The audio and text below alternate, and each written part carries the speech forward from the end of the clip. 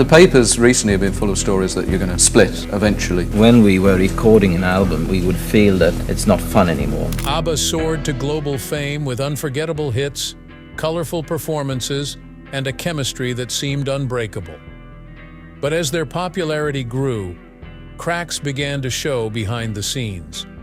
Their final performance in 1982 hinted at deeper tensions, but fans were left without answers as Abba quietly disappeared from the stage, never formally announcing a split. Decades passed, and the world wondered what had truly driven this iconic band apart, and why they stayed silent for so long. What led Abba to end at the peak of their success, and what hidden stories would emerge only years later? Believe me, you don't want to miss these shocking details. Abba's journey started long before they were Abba, with each member making their own way in Sweden's music scene. Agnetha Faltskog, for instance, always knew she wanted to sing. Born in Jönköping, she began performing with a local dance band as a teenager. She wrote her own song, I Was So in Love, which she recorded and sent as a demo to a producer named Carl Gerhard Lundqvist. Lundqvist heard that tape and knew he'd found something special. He tracked Agnetha down, invited her to Stockholm, and recorded her song. She was only 18 when it became a hit, climbing to #1 in Sweden and selling over 80,000 copies. Agnetha kept recording her own songs, which was rare for female artists at the time. People started to notice her as both a singer and a songwriter, and her career took off from there. Then there was Björn Ulvaeus, who also began making music as a young man. He was part of a group called the Hootenanny Singers, which became popular for its folk skiffle style. They toured across Sweden, often crossing paths with another band, the Hepstars. Björn even started writing English-language songs, hoping to reach a bigger audience. Stig Andersson, the manager of the Hootenanny Singers, saw potential in Björn's talent and encouraged him to start collaborating with Benny Andersson, a keyboardist for the Hepstars. Benny was a star in his own right. His group was known as the Swedish Beatles because of their popularity and their high-energy shows. Benny was a master on the keyboard and began writing original songs that became hits in Sweden like Sunny Girl and Wedding. He was confident in his talents and always looked for new ways to reach people through music. One of his songs even made it to Melodifestivalen, Sweden's big music contest where he met Annie-Frid Frida Lingstad, a jazz singer with a soulful style. Frida had started singing when she was 13 and had just won a national talent competition that made her a rising star. Frida's style was different from Agnetha's. While Agnetha's voice was bright and pop-focused, Frida's was richer, rooted in jazz and cabaret. Each had their unique appeal. In 1969, fate brought the four of them together. Agnetha and Björn were quickly drawn to each other and started dating. Benny and Frida became a couple too, making them two pairs both romantically and musically linked. They enjoyed each other's company and shared a love for music, often meeting up to sing together just for fun. But in 1970, during a holiday trip to Cyprus, things took a turn. They were singing together on a beach when some United Nations soldiers stationed nearby heard them and asked for a performance. They sang a few songs for the soldiers, and the chemistry between them was electric. It was clear they had something unique. This moment inspired them to form a group called Festfolket, which means party people in Swedish. Their first show didn't exactly go as planned. Most critics were lukewarm, but they didn't let it discourage them. Later, they recorded a song called Hedge Gamle Man, Hello Old Man, about an aging Salvation Army soldier. It reached #5 on the Swedish charts and stayed on for 15 weeks, marking the first time all four of their voices appeared on a recording. As they kept working together, their sound evolved. They still performed their solo acts and recorded songs individually, but more and more, they found themselves singing on each other's records. Agnetha and Björn got married in 1971, and the four of them continued collaborating, slowly forming a more cohesive group. They officially released music under the name Björn and Benny, Agnetha and Annie-Frid, with each member given equal billing. Stig Andersson, always keen for bigger success, encouraged them to enter Melodifestivalen with the hopes of representing Sweden in the Eurovision Song Contest. In 1972, they wrote Sag det med en sang, Say It With a Song, which didn't win but became a hit in Sweden. Then in 1973, they tried again with Ring Ring, an upbeat tune with a big wall of sound production. Though it didn't win Melodifestivalen, Ring Ring became a big hit in Sweden and other parts of Europe. Stig knew they were onto something and urged them to keep going. By now, the four of them were performing together more often, and Stig started calling them Abba after the initials of their first names. At first, they were hesitant. In Sweden, there was already a famous fish canning company called Abba. But Stig convinced them that the name would work internationally, and he even arranged to secure the rights from the company. From then on, they were officially Abba. Then came their real breakthrough, Waterloo. In 1974, Abba entered the Eurovision Song Contest again, determined to make a splash. This time they performed with a glam rock look, flashy costumes, and a catchy song. They won, and suddenly the whole world knew who they were. Waterloo topped charts across Europe, made it to number 6 in the US, and led to their first tour across Europe. The public loved their energy, their catchy melodies, and their harmonies. They weren't just a group, they were a phenomenon. After Eurovision, Abba followed up with hits like Honey Honey and Ring Ring, but they still faced challenges. They struggled to find consistent success outside Europe, especially in the US, and some critics dismissed them as just another Eurovision act. They didn't let this discourage them, though. They kept refining their music, experimenting with new sounds and styles.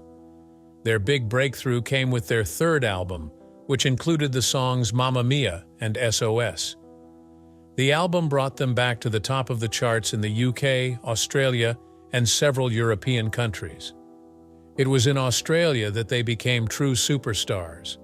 Their videos for songs like Mamma Mia and I Do, I Do, I Do, I Do, I Do played on Australia's national music show Countdown, and the response was huge. Australian fans couldn't get enough of them. When they toured there in 1977, they were met with massive crowds, and their concerts sold out in record time. This tour was a defining moment for ABBA, solidifying their place as one of the world's biggest pop groups. ABBA continued to release hit after hit. Fernando was a worldwide smash, holding the #1 spot in Australia for 14 weeks. Then came Dancing Queen, which topped charts everywhere, including the US, where it became ABBA's only #1 hit. Dancing Queen was catchy, joyful, and impossible to resist. It became their signature song, and even today it remains a beloved classic. With their growing popularity, ABBA released their compilation Greatest Hits, which included Fernando, and sold over 1 million copies in the US alone. Their next album, Arrival, showed off their musical range with songs like Money, Money, Money and Knowing Me, Knowing You. The album was praised by critics and fans alike and is now considered one of their best. Their success wasn't limited to music. ABBA quickly became known for their distinctive style, especially the elaborate costumes they wore in performances and music videos. These outfits became iconic, adding to the group's larger-than-life image. Fans loved the glam and flash, and it made them stand out even more. By 1978, ABBA was at the peak of their fame. They opened their own studio in Stockholm and released more hits like Take a Chance on Me and Thank You for the Music. But beneath the glitz, things were getting complicated. The intense work schedule took a toll, especially on Agnetha and Bjorn's marriage. They announced their divorce in 1979, but assured fans that ABBA would continue. This personal turmoil added a layer of emotion to their music, which fans could hear in songs like The Winner Takes It All. The songs began to tell deeper stories, with lyrics that hinted at separation and moving on. The Winner Takes It All, one of their most famous tracks, was a clear reflection of this. Its sorrowful melody and lyrics seemed to echo Agnetha's heartbreak and Bjorn's regrets. Even though Bjorn wrote the song, he later admitted that going through a divorce was incredibly hard for both of them, and he knew no one was truly the winner in this kind of situation. While Bjorn and Agnetha tried to manage their breakup, Benny and Anni Frid were also struggling. In early 1981, Benny announced his split from Anni Frid. This time fans could sense the group unraveling, and ABBA's close-knit dynamic began to fracture. Benny quickly moved on and soon married Swedish TV personality Mona Norklet. Anni Frid tried to put on a brave face but later admitted she felt devastated by the breakup. She had poured years of her life into both her relationship and the group, and now both were slipping away. Despite these personal losses, ABBA continued recording. Their eighth album, The Visitors, released in 1981, marked a clear shift in their music. The songs felt darker, touching on themes of loneliness, loss, and reflection. One of Us, the album's main single, became their last big hit in the UK. But as the album climbed the charts, the strain within the band was obvious. There was something bittersweet in the success. While The Visitors topped the charts across Europe, ABBA's days as a band were numbered. The music reflected what was happening behind the scenes. Songs like When All Is Said and Done seemed to speak to the finality of their relationships, while the title track, The Visitors, explored deeper themes of fear and isolation. Fans sensed something different in this album. It had a maturity and a weight that hadn't been there before. ABBA was no longer the bright, glamorous pop group with carefree hits like Dancing Queen. They were now dealing with real, raw emotions, and the music showed it. Even with the success of The Visitors, there was tension about what would come next. The band members had started working on separate projects. Agnetha and Anni Frid both pursued solo albums, and Bjorn and Benny focused on a musical called Chess. In the background, their manager Stig Andersson's 50th birthday became one of the last times they recorded together as a band. They made a song for him called Hovas Vitna, but only a few copies were made for the party's guests. This private moment felt like a farewell, a small sign that ABBA was drifting apart. Their final public performance as ABBA came on December 11, 1982. It was a low-key appearance, broadcast live from Stockholm on the British show The Late Late Breakfast Show. They didn't announce a split or make any official statements about the future. ABBA simply faded from the spotlight, with each member quietly stepping into their own life. After years of performing, touring, and creating music together, they were all ready to take a break. Over the years, ABBA's music never faded. In fact, the world seemed to miss them more with each passing year. The 1992 release of ABBA Gold reminded fans of the timeless quality of their music. Then, the 1999 stage musical Mamma Mia brought their songs to a new generation, and a movie adaptation followed in 2008. Despite their popularity, the four band members repeatedly turned down invitations to reunite. For them, it seemed that ABBA's magic was best left in the past. In 2016, after nearly 4 decades, the idea of a reunion finally surfaced. But this wasn't a traditional comeback. Instead of performing live, ABBA planned a digital concert experience with avatars, digital avatars of the 4 members created by Industrial Light and Magic. Although fans hoped to see ABBA in person, the digital project allowed them to relive the magic of ABBA's golden years. Finally, in 2021, ABBA did the unexpected. They announced their first album in 40 years, titled Voyage, and released 2 new singles, I Still Have Faith in You and Don't Shut Me Down. The album felt like a gift to fans who had waited decades, but the band made it clear, this was a one-time return. They wouldn't perform live. Their Voyage album and Avatars show would be the final chapter. The Voyage concert, which began in London in 2022, gave fans a unique way to experience ABBA again. Instead of appearing on stage, the avatars performed their greatest hits in an immersive experience. While the real band members stayed behind the scenes, their digital selves brought the energy of their younger years back to life. Meanwhile, the lives of each ABBA member continued to evolve. Agnetha, who had faced intense personal struggles, including a stalker and the end of another marriage, preferred a quiet life away from the spotlight. Annie Fried found a new start when she married into a German royal family, becoming a princess, only to face further heartache when her daughter died in a car accident. Benny and Bjorn, who both remarried, continued working on music and other projects, including musicals and collaborations with various artists.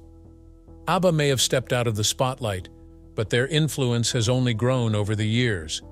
Their unique style and unforgettable music videos became a blueprint for countless artists who followed. The vibrant costumes, think glitter, sequins, and sometimes outlandish designs, weren't just for show. They were tax-deductible because they couldn't be worn outside performances. This added a visual identity that set ABBA apart, making them pop icons in a time when music videos were just starting to gain popularity. Videos like Dancing Queen and Mamma Mia became fan favorites and made it possible for ABBA to reach fans worldwide without extensive touring. When it came to political use of their music, however, ABBA held strong views. They wanted their songs to bring people together, not divide them. In 2010, Benny and Bjorn took a stand against a Danish political party using Mamma Mia without their permission. They weren't interested in having their music associated with any political movement, and they made sure their label, Universal Music, enforced this. Just recently, in 2024, ABBA once again had to step in when Donald Trump's campaign played their music at a rally. They demanded that the footage and music be removed, reiterating that they had never agreed to its use. For ABBA, their music represented joy and unity, not politics. Over time, ABBA's songs have been celebrated and reimagined by artists all over the world. Cher, for example, took on the ambitious project of covering ABBA hits, creating her own versions of songs like Fernando, SOS, and Gimme Gimme Gimme. Her album brought ABBA's songs to a new generation, adding her signature style while keeping the essence of the originals. The response from fans was overwhelming, and it proved how timeless ABBA's music really is. In recent years, ABBA's legacy has received formal recognition in Sweden. In May 2024, all four members reunited at the Stockholm Royal Palace to be knighted by the Swedish King and Queen. Each received the prestigious Royal Order of Vasa, honoring their contributions to music both in Sweden and around the world. Seeing all four together once again was an emotional moment for fans. They hadn't all been seen together publicly since their 2021 Voyage album release, and while they've repeatedly said they don't plan on touring again, the knighthood ceremony felt like a fitting tribute to the group that had captured hearts worldwide. The Voyage album itself was a groundbreaking event in ABBA's career. After nearly 40 years away from the studio, they returned to record songs like I Still Have Faith in You and Don't Shut Me Down. Fans were thrilled with the new music, but ABBA took things one step further with the ABBA Voyage concert in London. Rather than performing in person, they used digital avatars, or avatars, to take the stage, allowing fans to experience ABBA as they remembered them from the 1970s. This unique project lets fans relive ABBA's music while also capturing the younger versions of the band on stage, a decision that made sure ABBA's legacy would be celebrated for years to come. Benny and Bjorn, who attended the 2-year anniversary of the show in 2024, even joked that they'd love to see their avatars take on Glastonbury someday. ABBA's songs have also become a cultural touchstone through film and stage adaptations. The Mamma Mia musical, which debuted in 1999, used their music to tell a story of family and love and quickly became a sensation.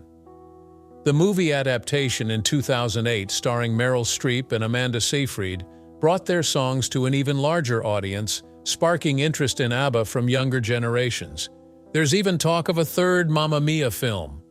Although Bjorn and Benny have been hesitant, the continued success of the musical and the movies suggests that fans may see more of ABBA on the big screen in the future. Reflecting on their impact, Benny and Bjorn have expressed amazement at how much their music has meant to people. At Aquanda in London for the ABBA Voyage show, Benny shared how surreal it felt to have written little songs that would go on to touch millions around the world. They still find it hard to understand what exactly makes their music so lasting, but they recognize that it has a power they never expected. Their music videos, their style, and most of all, their songs have left a mark on pop culture that few can rival. With every new generation, ABBA's music finds new life. Fans continue to connect with the emotions in their songs, whether it's the joy of Dancing Queen or the heartache of The Winner Takes It All. They have become more than just a pop group from Sweden. They're a musical legacy, inspiring artists, bringing families together, and giving people a reason to dance and sing. Even though they may never perform together live again, ABBA has made sure that their music, their energy, and their story will keep shining. Thanks for joining us on this journey through ABBA's incredible story. If you enjoyed this video, don't forget to hit the like button, subscribe to the channel, and leave a comment with your favorite ABBA moment. And to make sure you never miss a new video, turn on those notifications. See you next time.